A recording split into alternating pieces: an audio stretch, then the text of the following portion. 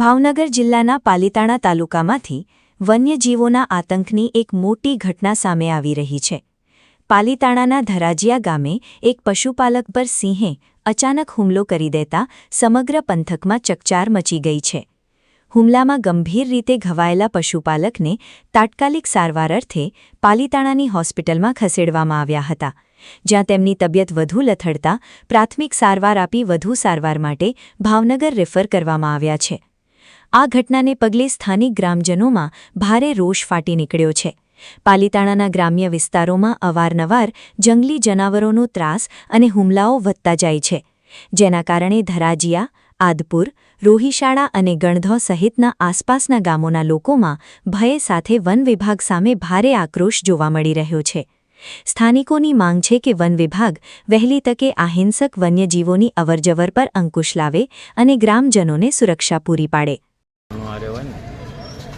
હાલો તો હું બનાવું બન્યો આજે સવારમાં 8:30 વાગે ગરજિયા ગામે 3 સિંહો આવી ગયા હતા અને કાળુભાઈ ભોગાભાઈના ઘર પાસે અને એના ઘરમાં ગળી ગયા હતા અને કાળુભાઈને ઈજા પહોંચાડી છે।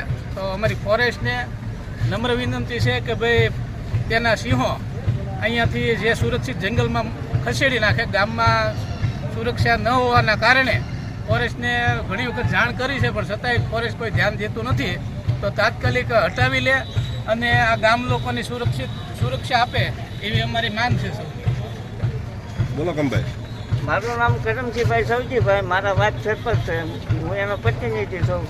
આવે જ હવાના ગળિયા ફોરેસ્ટવાળાને ફોન કર્યા તો ફોરેસ્ટવાળા 1.5 કલાકે આવ્યા, ત્યાં માણસ મજ ના કરે તો એના જનાવરને કાંઈ સારા કરે તો કે એને મારવા નહીં, માણા મજ ના કરે એ હાસું જનાવરનું ખોટું। જનાવરોનો કેટલા સમયથી ત્રાસ છે બધાને?